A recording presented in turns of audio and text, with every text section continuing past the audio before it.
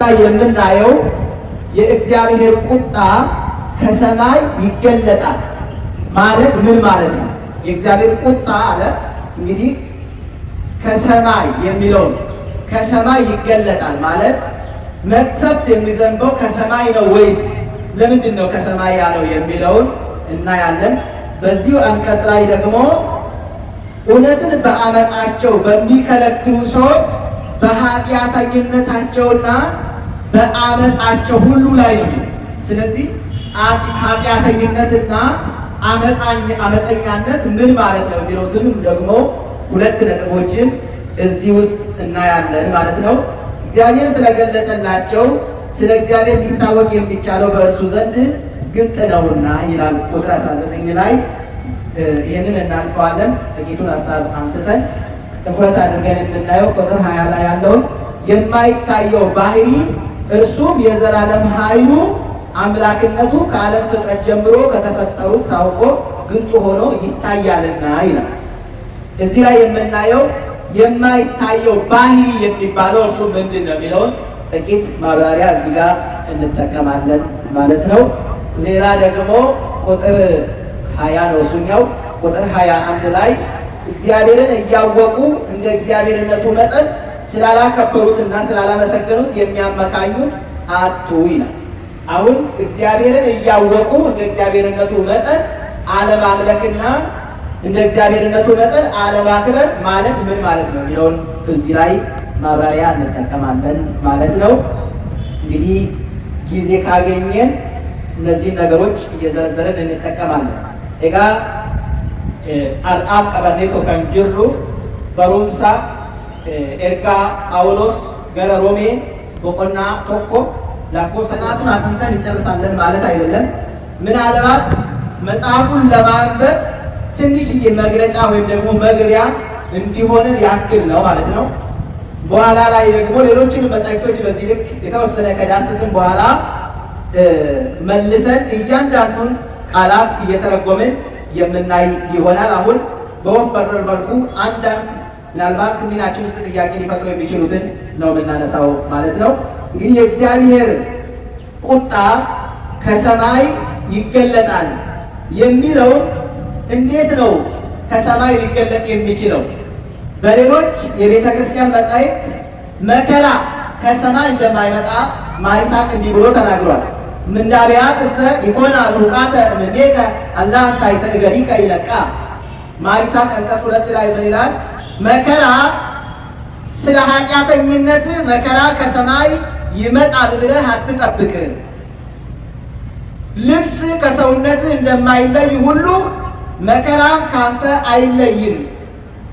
መከራ ካንተ እግር ካንተ ይመነጫሉ ይላል። ስንመለከትም መከራን እግዚአብሔር ነው የሚያመጣብን ወይስ ራሳችን ነን የምናመጣው? አላችሁ የላችሁ? አላችሁ ነው ሄዳችሁ ወደ ቤታችሁ። ብዙ ጊዜ ቤተክርስቲያን በእግር እንመጣለን፣ ልባችን ግን እዛው ማዕድ ቤት የሚቀርበት ጊዜ አለ። ሴቶቹ ወንዶች ደግሞ ሌላ ሀሳብ ውስጥ እንገባለን። ምክንያቱም ሰይጣን ሀሳቡ ወንጌል እንድንሰማ እኛ በወንጌል እንድንጠቀም ስለማይፈልግ እዚህ ከመጣንም እንኳን መጀመሪያ እዚህ እንዳንመጣ ብዙ መሰናክሎችን በፊታችን ላይ ብዙ እንቅፋቶችን ይደረድራል። ያንን በጥሰን አልፈን ከመጣን ደግሞ እዚህ መጠን እንኳን ወንጌልን በመስማት እንዳንጠቀም አይምሯችንን በመስረቅ የተለያዩ ሀሳቦችን ሕሊናችን ላይ ይጭንብናል ማለት ነው። ስለዚህ በተቻለ መጠን ሕሊናችንን በመሰብሰብ የሚሰጠውን ትምህርት መከታተል ያስፈልጋል። መከራን እግዚአብሔር ነው የሚያመጣብን ወይስ እኛ ነን? መከራን አሁን ለምሳሌ በአዳም ላይ መከራ ያመጣበት እግዚአብሔር ነው ወይስ ራሱ ነው? ራሱ ነው። የሰው ልጅ እግዚአብሔር የሰው ልጅ ፈልጎ አይቀጣም። ለመቀጣት ራሱን የሚያዘጋጀው መከራውንም ለራሱ የሚያዘጋጀው የሰው ልጅ ነው ማለት ነው። ለምሳሌ አሁን የመኪናው መንገድ መብራት መጣስ ያስቀጣል የሚል ሕግ የትራፊክ ሕግ አለ። አንድ ሰው ሄዶ ያንን የትራፊክ ሕግ ጥሶ መብራት ጥሶ ቢያልፍ ችግሩ የትራፊኩ ነው ወይስ የሕጉ ነው ወይስ የሰውየው? የማን ይመስላችኋል? ሕጉን ጥፋት የለበትም። ከዛ ቀጥሎ የሕጉ ጥፋት ብቻ ሳይሆን ሕግ አስከባሪው ጥፋት የለበትም። ጥፋት ያጠፋው ሕግ ጣሹ ብቻ ነው ማለት ነው። ስለዚህ ታዲያ ይህ ሰውዬ ሕግ በመጣሱ ቢቀጣ የቀጣው ራሱን ነው፣ ራሱ የቀጣው እንጂ ማንም ሰው አልጫነበትም ማለት ነው። ሕግ መጣሱ ራሱን አስቀጥቶታል ማለት ነው። በቤተ ክርስቲያንም እንደዚሁም ደግሞ በእኛም በክርስቲያናዊ ሕይወት በመጽሐፍ ቅዱስም ደግሞ ስንመለከት እንደዚሁ ነው። እግዚአብሔር ለእኛ እንድንኖርበት ሕግ አስቀመጠልን። ሕጉን ስንጥስ መከራውን ለራሳችን አዘጋጀን እንጂ እግዚአብሔር እንድንጠፋ በእኛ ላይ መከራ የሚያመጣ አይደለም ማለት ነው። ስለዚህ አዳምን እንዲሞት ያደረገው ለኃጢአት ባሪያ እንዲሆን ያደረገው 5500 ዘመን ዋጋ እንዲከፍል ያደረገው ከባህሪው በመነጨው ነው ማለት ነው። ስለዚህ መከራ ወይም ደግሞ ኃጢአት ከባህሪው መነጨ። የኃጢአት ውጤት ደግሞ እርግማን ሞት ነውና ሞት በላዩ ላይ ሆነበት ማለት ነው። ስለዚህ መከራ ከሩቅ እንደማይመጣ ከኛው ልብ ተጠንስሶ የሚወጣ መሆኑን በዚህ እንረዳለን ማለት ነው። ሌላው ለምንድን ነው ከሰማይ ያለውን ሲያጠና ቅዱስ ጳውሎስ የተናገረውን የትርጓሜ አንድምታ ትርጓሜ መተርጉማኑ በዚህ ልክ አብራርተውታል። ስለ ልዕልናው እግዚአብሔር በልዕልና ወይም ደግሞ በከፍታ ስለሚሆን ስለ ከፍታው ሲል ኃጢአት ወመቅሰፍት ከሰማይ ይመጣል አለ ብለው ተርጉመዋል ማለት ነው። ሶስተኛ ትርጉም ደግሞ በተርጉማኑ ለአፍርሆ ለአደንግጾ የሰው ልጅ ጦር ተወረወረብህ፣ ነፍጥ ተተኮሰብህ ሲሉት ይፈራልና ስለዚህ ሰው ፈርቶ ከኃጢአት እንዲቆጠብ መከራ ከሰማይ ይመጣል ብሎ ተናገረ ብለው በተርጉማኑ ተርጉሟል።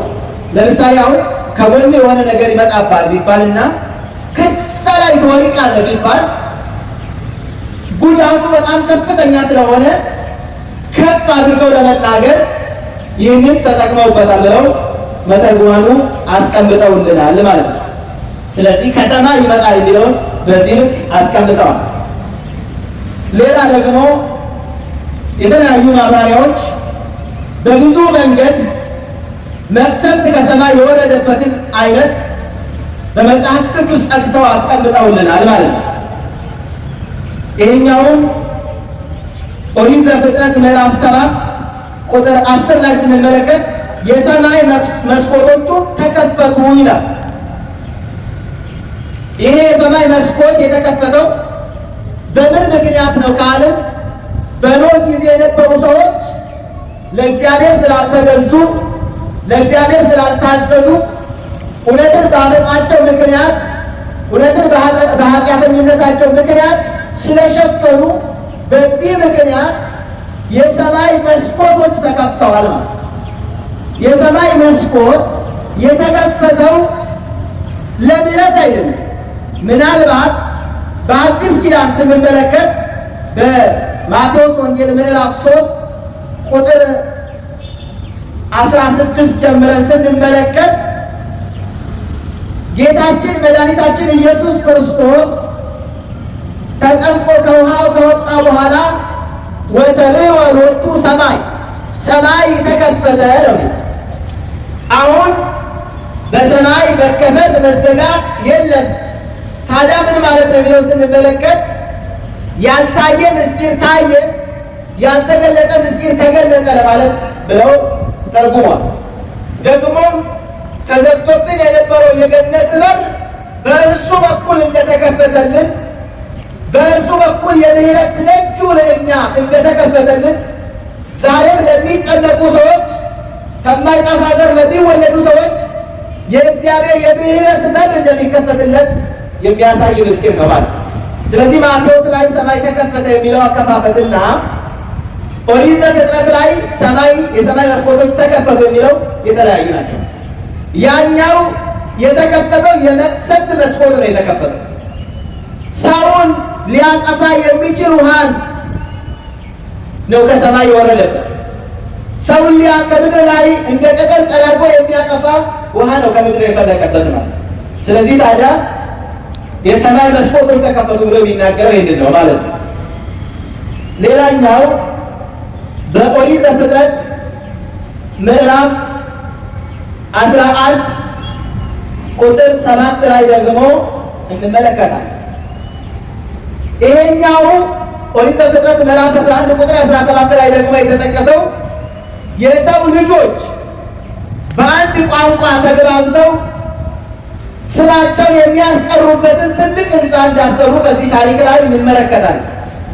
እንግዲህ ጉዳዬ በታሪኩ ውስጥ ያለውን ማብራሪያ ማስቀመጥ እንጂ ታሪኩ መተረክ ስላይደለ ወደ ታሪኩ ብዙውን አልገባበትም። ስለዚህ ሕንፃውን ሰርተው ከጨረሱ በኋላ እንግዲህ ይህንን የሚያክል ግዙፍ ሕንፃ ሰርተን መቼስ ሞት የሚባል ነገር አለ። ነገ ትተነው ልንቀበር፣ ነገ ስም አጠራራችን ሊጠፋ፣ ይህንን ሁሉ ደከምን ብለው አሰቡ። ከሀሳባቸው የተነሳ ሰይጣን ደግሞ ሌላ ሀሳብ ጨመረላቸው። ለምን ይህንን ሞት የሚባለውን ነገር ወደ ምድር የሚያመጡት ሥላሴ የሚባሉ በሰማያት የሚኖሩ አሉ። በሰማያት ስለሆነ የሚኖሩ ጦር ወደ ሰማይ ብትወረውሩና ብታጠፉ እናንተ ትኖራላችሁ የሚል ሕሊናቸው ላይ ጫረላቸው። ይቻላል እንዴ? አይቻልም። ቢያንስ ካለፈው የመማር ሂደት ነበረበት። የሰው ልጅ ምንም የመጽሐፍ ቅዱስ ግንዛቤ ባይኖረው ካለፈው ታሪክ መማር ነበረበት። ምክንያቱም ዲያብሎስ የተባለው ሰይጣን እግዚአብሔርን አጥፍቶ መላእክትን ጭምርን የፈጠርኳችሁ ብሎ ራሱን በአምላክ ቦታ አስቀምጦ እንደነበረ እናውቃለን። ታዲያ ራሱን በአምላክ ቦታ ቢያስቀምጥም ወደ ጥልቁ እንደወረደ በትንቢተ ሕዝቅኤል ምዕራፍ 28 በትንቢተ ኢሳይያስ ምዕራፍ 14 እርሱ ወደ ጥልቁ እንደወረደ ይነግረናል። ስለዚህ ራስን በእግዚአብሔር ቦታ ማድረግ ወይም ደግሞ በእግዚአብሔር ላይ አመጣል ወይም ደግሞ እንዲህ አይነት ነገርን ማድረግ እንደ ዲያብሎስ ወደ ጥልቁ እንደሚያወርድ፣ እንደ ዲያብሎስ ከተሰጠ ክብር እንደሚያጎድል መማር ነበረባቸው ከዲያብሎስ። እሺ ከዲያብሎስ ባይማሩ ከአባታቸው ከአዳም መማር ነበረባቸው። የአዳም ሐሳቡ ዕፀ በለስን በልቶ በዚህ በዕፀ በለሱ ምክንያት አምላክ መሆን የፈጠረውን ፈጣሪውን ፍጡር አድርጎ ለመግዛት ነው ማለት ነው።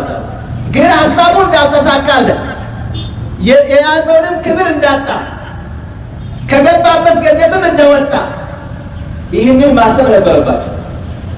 ከዚህ ታሪክ አልተማሩ ማለት ነው። ከዚህ ታሪክ ስላልተማሩ ጦሩን ወረወሩ። ሰይጣን ደግሞ ለልማዱ አስመስሎ ነገሮችን ማድረግ ባህሪው ለአፎሚያ መልአክ መስሎ ተገልጦላታል። ታውቃላችሁ፣ ሰይጣን ራሱን የብርሃን መልአክ እስኪያስመስል ድረስ ራሱን እንደሚለውጥ ቅዱስ ጳውሎስም ነግሮን፣ ስለዚህ ጦሩን ደም የቀባ እያስመሰለ ይልክላቸው። አሁን አብን ወጋን፣ ሁለተኛ ይልካሉ ወልድን ወጋን፣ ሶስተኛ ይልካሉ መንፈስ ቅዱስን ወጋን ብለው በሐሳባቸው ይናገራል። ታዲያ ይህንን ኃጢአት በመስራታቸው ምንድን ነው የተባለው? ሥላሴ ኑ ንረድ ወንካው ነገሮሙ ለከለዳውያን፣ ኑ እንውረድ። ኑ ምን እንበል? እንግዲህ አሁን ከላይ ያለ ነው አይደለም የሚወርደው። እንግዲህ ከሰማይ የሚለውን ነው እየተረጎምን ያለ ነው። ምናልባት ኮንሰፕት ሀሳቡ እንዳይጠፋባቸው ከሰማይ ነው እንውረድ የሚለው የምንመለከት። እንግዲህ አሁን እንውረድ የሚለው ቃል ከሰማይ የሚለውን ቃል ይተካልናል። ስለዚህ ታዲያ ከዚህ በኋላ ቋንቋቸውን ተበተነ፣ ሕንፃቸውን ፈረሰ ማለት ነው። እንዲህ ከመሆን እግዚአብሔር አምላካችን ይጠብቃል። ይሁንላችሁ የተገነባው በእግዚአብሔር ሐሳብ ካልሆነ ትዳርም ሊሆን ይችላል፣ ምድራዊ ሀብትም ሊሆን ይችላል፣ እውቀትም ሊሆን ይችላል፣ ስጋዊ ጉልበትም ሊሆን ይችላል፣ ማህበርም ሊሆን ይችላል። መንፈሳዊ ማህበርም ሆነ ስጋዊ ማህበር የተገነባው በእግዚአብሔር ቃል ካልሆነ የተገነባው በእግዚአብሔር ሐሳብ ካልሆነ እመኑኝ እንደ ሰናዖር ሕንፃ ከጊዜ በኋላ የሚበተን ነው ማለት ነው። የተገነባው አለት በሆነው በኢየሱስ ክርስቶስ ላይ ካልሆነ ነፋስ በመጣ ጊዜ የሚወድቅ ነው። ጎርፍ በመጣ ጊዜ የሚጠረግ ነው። በማቴዎስ ወንጌል ምዕራፍ 7 ቁጥር 25 ላይ የተጻፈውን ተመልከቱ። ስለዚህ ታዲያ ከሰማይ እንወረዳሉ። ያን ጊዜ ሕንፃው እነሱም ቋንቋቸው ተበተነ ማለት። ስለዚህ እኛ ክርስቲያኖች ከዚህ የምንወስደው መንፈሳዊ መልእክት ሐሳባት የምናደርገውን ነገር ሁሉ በማን ሐሳብ እግዚአብሔር ቢፈቅድና ብንኖር እንዲያና እንዲህ እናደርጋለን በሉ ነው የሚለው መጽሐፍ እንጂ ስሜታችን ቢፈቅድ ገንዘብ ቢኖረን እከሌ ቢረዳን ብላችሁ አትተማመኑ። ኢትተአመኑ በመላእክት ወኢ በእጓለ እመሕያው በሰው ልጆች አትታመኑ። በማን ብቻ ታመኑ? በማን? በእግዚአብሔር ታመኑ ነው የሚለው። ሰው እይትመካ ባዕል በብዕሉ ባዕል ባለጸጋ ሀብት አለኝ ብሎ በሀብቱ አይመካ። ጉልበት ያለው ጉልበት አለኝ ብሎ በጉልበቱ አይመካ። ዘሰ ለይትመካ በእግዚአብሔር ዘሰ ለይትመካ በእግዚአብሔር ለይትመካ እመካለሁ የሚል ቢኖር በማን ይመካ? በማን? በጽድቁ አይደለም፣ በጉልበቱ አይደለም፣ በገንዘቡ አይደለም፣ በእውቀቱ አይደለም፣ በዘመኑ አይደለም፣ በቋንቋው አይደለም። መመካት ያለበት በማን ነው? በእግዚአብሔር እንደሆነ ይነግረናል። ስለዚህ ታዲያ ሐሳቦቻችን ሁሉ በእርሱ ላይ ካልሆኑ ከንቱ ድካም እንደምንደክም ከዚህ መረዳት እንችላለን ማለት ነው። ሌላኛው ኦሪት ዘፍጥረት ምዕራፍ 19 ቁጥር 24 ላይ ያለው ናይረ ቃል እንመለከታለን። ሰዎች ምናልባት ይሄኛውን በጥልቁ በሰፊው 5ኛው አንቀጽ ላይ ወይም ደግሞ 5ኛው ክፍለ ጊዜ ላይ በደንብ እናብራራዋለን። ነገር ግን ዛሬ ጥቂቱን ሐሳብ እዚህ ጋር እንጨምራለን ማለት ነው። ይሄ ላይ የሚለው ምንድን ነው የሚለው? የነ ሎጥን ታሪክ የሚተርክ የመጽሐፍ ክፍል ነው። እነዚህም ሰዎች ለባህሪያቸው የማይገባውን ነገር አደረጉ። ሰው ለባህሪው የሚገባው ነገር አለ። ለባህሪያቸው የማይገባው ነገር ያ ምንድን ነው ከተባለ ወንድ ከወንድ ሴት ከሴት መጋባት በምድር ላይ ያልነበረ አዲስ ኃጢአት ፈጥሮ መስራት ነበረ ማለት። በዚህም ደግሞ እግዚአብሔር ተቆጣ። በመቆጣቱም ደግሞ ከሰማይ የእሳት ዲን ዘነበ ነው የሚለው። ከሰማይ የእሳት ዲን ምን አለ? ዘነበ። አሁን ከምድር አይደለም የሚለው ከምን? የእግዚአብሔር ቁጣ ከምን ይገለጣል ነው የተባለ። ቅድም ከየት ይገለጣል የተባለ? ከሰማይ። እንግዲህ እሱም ነው እያብራራ ያለ ነው ሐሳብ እንዳይጠፋበት። ከሰማይ የእሳት ዲን ዘነበ። ምን አደረገ? በምድር ያሉትን እነዚያን ሰዎች ከሎጥ በስተቀር በሙሉ አጠፋ። ለምን ሎጥን ብቻ ተወ ካልን በእግዚአብሔር ሐሳብ ሕግ ስለኖረ። እንግዲህ በእግዚአብሔር ሕግ ስለመኖርም ደግሞ ቀጣይ ባለው በምዕራፍ 3 ላይ በሕግ መኖር ምንድን ነው የሚለውን ደግሞ ስለ ሕግና ሕግን ጠብቆ ስለመኖር በደንብ እናያለን። ሕግን መጠበቅ ብቻ ያድናልን? ደግሞስ ሕግን መጠበቅ እንችላለን? የሚሉትን ነጥቦች በ3ኛው ምዕራፍ ላይ በደንብ ገልጠን የምናይ ይሆናል ማለት ነው። ስለዚህ ታዲያ ከሰማይ ነው አሁን የዘነበው። እነዚህን ነገሮች ጭብጥ ሐሳቦቹን ስንረዳ አሁን በሰማይ ላይ ከሰማይ እሳት ዘነበ ስንል አሁን ሰማይ ላይ አሁን ኩበት አለ የሚነድ ኩበት አለ፣ የሚነድ እንጨት አለ የለም፣ የሚጫር ክብሪት አለ የለም። ብዙ ጊዜ ከሰማይ የሚለው ስንመለከት ከፍ ያለውን ነገር ሁሉ አሁን ዝናብ እንኳን የሚወርደው ከሰማይ አይደለም። በነገራችን ዝናብ ውሃ ከምድር ነው ወይስ ከሰማይ? በሳይንስ እንኳን ውሃ ከምድር ነው። ይሄንን በምድር ያለውን ውሃ ደመና ጠቅልሎ ወደዛ ከፍ ያደርገውና ጉሙ ማለት ነው በምድር ላይ ይበትነዋል እንጂ ከሰማይ መላእክት ከሚኖሩበት መንደር የሚወርድ ዝናብ የለም። ፍሬን እንኳን ከፍ ሲል ከደመና በላይ ነው የሚዘንበው፣ ከውሃው በላይ ነው። ሰማይ የሚለው ምንድን ነው የሚለውን ጽንሰ ሐሳብ ራሱ ስንመለከት ስዕለ ማይ ማለት ነው፣ የውሃ ስዕል። አሁን እኛ ስንጠራ በአማርኛ ዝም ብሎ በተለምዶ ስለምንጠራ ሰማይ እንላለን እንጂ ስሙ ሰማይ ሳይሆን ስዕለ ማይ ወይም ደግሞ የውሃ ስዕል ማለት ነው። ስለዚህ ከዛ ከህዋው እግዚአብሔር መቅሰፍትን እንዳወረደ የምንመለከትበት ነው ማለት ነው። ስለዚህ ታዲያ ከሰማይ የእግዚአብሔር ቁጣ ይገለጣል ማለት ከፍ ባለ በእርሱ ስልጣን ፍርድ ወይም ደግሞ እውነተኛ ፍርድ በሰው ልጆች ላይ ይሆናል። እንግዲህ መልካም ከሰራ የእውነት ፍርድን ይቀበላል፣ ክፉ ከሰራ ደግሞ የክፋት ፍርዱን ከእግዚአብሔር ዘንድ ይቀበላል። ሰው የዘራውን አይደለም እንደሚያጭድ። ስንዴ ዘርቶ መቼም እንክርዳድ አያጭድም፣ እንክርዳድ ዘርቶ መቼም ስንዴ አያጭድም። የዘራውን ያጭዳልና የዘራነውን የምናጭደው በዚህ ልክ ነው ማለት ነው። ኤጋ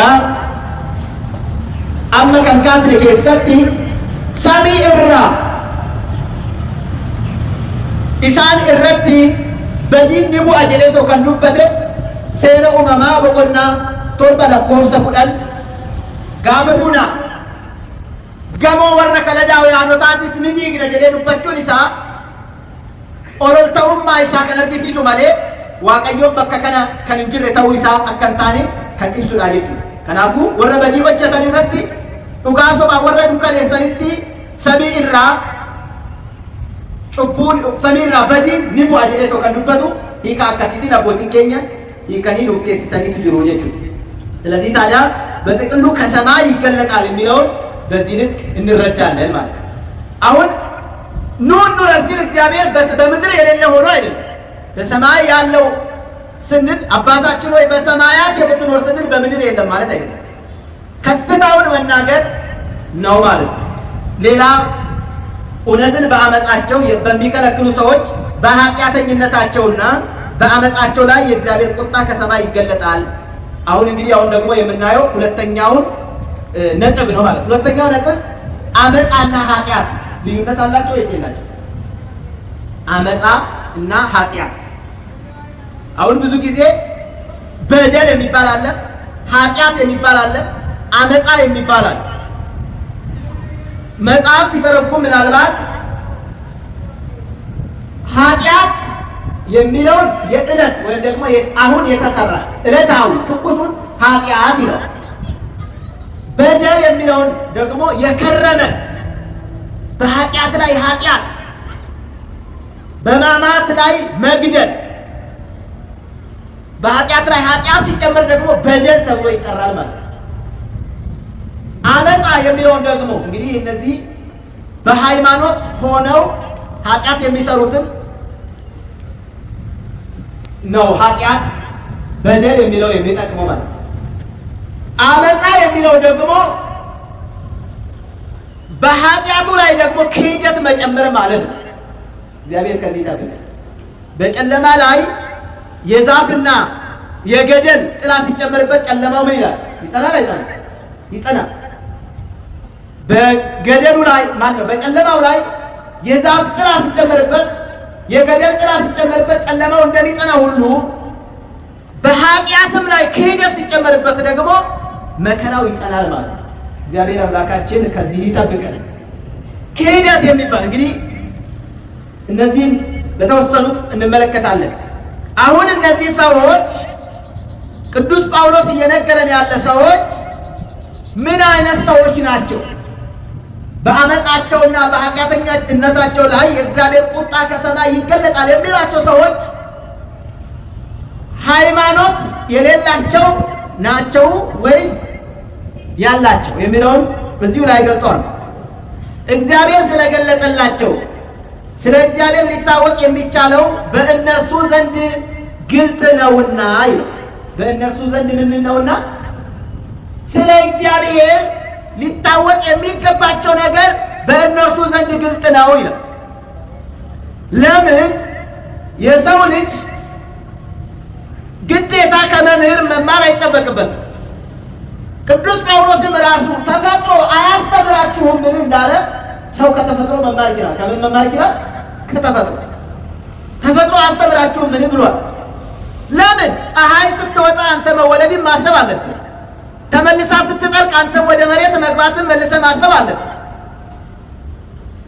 ለዚህ ነው ዳዊት መዝሙር 18 ላይ ሰማያት ይነግር አስባተ እግዚአብሔር፣ ሰማያት የእግዚአብሔርን ሥራ ይናገራሉ፣ ወግብረ እደዊሁ ያየድአ ሰማያት፣ የእጆቹንም ሥራ ያወራሉ ብሎ የተናገረው ለዚህ ነው። ስለዚህ ሰው ከተፈጥሮ መማር አለበት። ከተፈጥሮ ማለት አለበት መማር አለበት። ስለዚህ እነዚህ ሰዎች ስለ እግዚአብሔር ከተፈጥሮ መማር ነበረባቸው። ስለ እግዚአብሔር አለማወቃቸውም አይደለም ኃጢአት የሆነባቸው፣ ስለ እግዚአብሔር እያወቁ ነው። ታዲያ ዝቅ ብሎ ምን ይላል? የማይታየው ባህሪ እርሱ የዘላለም ኃይሉ አምላክነቱ ከዓለም ፍጥረት ጀምሮ ከተሰሩት ታውቆ ግልጥ ሆኖ ይታያልና እግዚአብሔርን እያወቁ እንደ እግዚአብሔርነቱ መጠን ስላላከበሩትና ስላላመሰገኑት የሚያመካኙት አጡ። ለምን በደላችሁ ለሚለው ጥያቄ አይ መጽሐፍ ቅዱስ ስላላነበብን ነው፣ ስለ እግዚአብሔር ስላልተማርን ነው፣ ስለማናውቅ ነው ብለው መልስ መስጠትና ይህንን ምክንያት ማድረግ አይችሉም ነው የሚለን መጽሐፍ። አሁን እኛ ጋር ምዕመናን ጋር ስንመጣ ብዙ ጊዜ የምናመካኘው ይሄንን ነው። የንስሐ አባቴ አላስተማረኝም፣ ቤተሰቦቼ መጽሐፍ ቅዱስ አያውቁም፣ እኔ የመጽሐፍ ቅዱስ ሕይወት የለኝም የሚሉ ጥቃቅን መልሶችን ነው የምንመልሰው። ይህ ግን መልስ ሊሆን አይችልም ነው የሚለን ቅዱስ ጳውሎስ። በሕይወት እያለን መማር አለብን። ከምን? ከተፈጥሮ መማር አለብን። ለምን? ከምን? መጻሕፍትን ከማንበብ መማር አለብን። ለምን? ከምን? ከመምህራን መማር አለብን።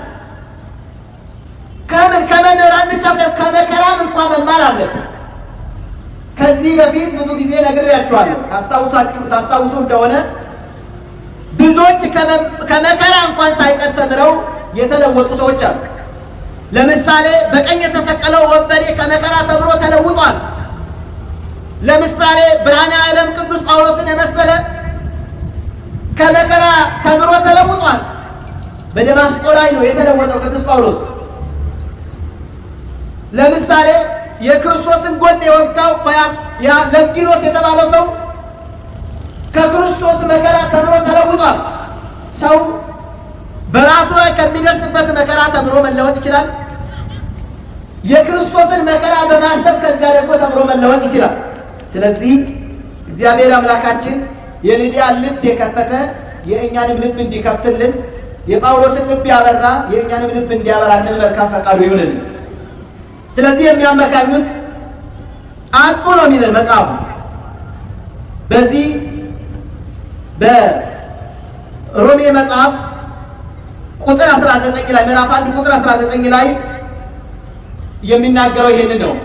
እንግዲህ ታዲያ ሳያውቁ መበደልና እያወቁ መበደል ደግሞ በደሉ ምን አይነት ቅጣቱ ምን አይነት ከፍታ እንዳለው ማሰብ ትችላላችሁ። በሕገ መንግሥት ራሱ አንድ የመንግስት ሰራተኛ ወይም ደግሞ ሕግ አዋቂ ሰው ሲያጠፋና አንድ አርሶ የሚያድር ሰው ሲያጠፋ ቅጣቱ እኩል ነው አይደል? እኩል ነው አይደል? አይደል? ቅጣቱ እኩል አይደል? ሕግ እያወቀ ሕግ የጣሰ ሰውዬ ቅጣቱ ይጸናበታል። ለምን? እያወቀ ነው ያጠፋው። ሕግ የማያውቀው ሰውዬ ግን ባለማወቁ ነው ያጠፋና በዛም ሕግ ላይ ጸናበት ይችላል። ስለዚህ እኛ አሁን ያለን ሰዎች ስለ መጽሐፍ ቅዱስ ስላላወቅን አይደለም ያጠፋነው። ምናልባት ጥቅስ ላናውቅ እንችላለን፣ ቁጥር ላናውቅ እንችላለን የት ላይ እንደሚገኝ። ነገር ግን ኃጢአት እንደሆነ የማያውቅ ማንም የለም። ስለዚህ በምናጠፋው ነገር የምናመካኘው ምንም አይነት ነገር እንደሌለ ልናስብ ይገባል። ስለዚህ እነዚህ የብሉይ ኪዳን ሰዎች እሳትን ከሰማይ የዘነበባቸው፣ ውሃውን ከሰማይ የዘነበባቸው፣ ነፋሱ መጥቶ የበተናቸው ሕግን ስላላወቁ ሳይሆን ሕግን እያወቁ ሕግን እንደ ሕግነቱ ስላላከበሩ፣ እግዚአብሔርን እያወቁ እግዚአብሔርን እንደ እግዚአብሔርነቱ ስላላወቁና ስላላከበሩ ነው ማለት። ስለዚህ እግዚአብሔርን እንደ እግዚአብሔርነቱ አውቀን እንድናከብረው ይርዳን እግዚአብሔር። ሐዋርያው ቅዱስ ጳውሎስ ለዕብራውያን ሰዎች በጻፈላቸው ምዕራፍ 11 ቁጥር 3 ላይም ተናግሯል። በእግዚአብሔር ቃል እንደተዘጋጁ የሚታየው ነገር ከሚታዩት እንዳልሆነ በእምነት እናስተውላለን። እግዚአብሔር የተገለጠ መሆኑን በእምነት እንዴት እንደምናይ ይነግረናል ማለት ነው። ሌላ ደግሞ በብሉይ ኪዳን ላሉት እንደዚህ ከሆነ በአዲስ ኪዳን ላለን ለኛ ደግሞ ምንም አይነት የምናመካኝበት ነገር እንደሌለን ልናስተውል ይገባል። ያን ጊዜ የሥላሴ አንድነት፣ የሥላሴ ሦስትነት፣ በአካል ሦስትነት፣ በመለኮት በአገዛዝ አንድነት አልታወቀም። ዘመኑም የምህረት ዘመን ሳይሆን የኃጢአት ዘመን ነበረ። አሁን ግን ክርስቶስ በሚዳሰስ በእኛ ሥጋ ተገልጦልናል። ክርስቶስ በሚታይ በእኛ ሥጋ ተገልጦልናል። ክርስቶስ ለእኛ መከራን ተቀብሏል። ምሳሌ የለንም ልንል አንችልም። ለመጾም እሱ ጾሞ አሳይቶናል። ለመጸለይ እሱ ጸልዮ አሳይቶናል። ለመጠመቅ እሱ ተጠምቆ አሳይቶናል። ፍቅር ለማድረግ እሱ ፍቅር ሰጥቶ አሳይቶናል። ለሚወጉት እየጸለየ አሳይቶናል።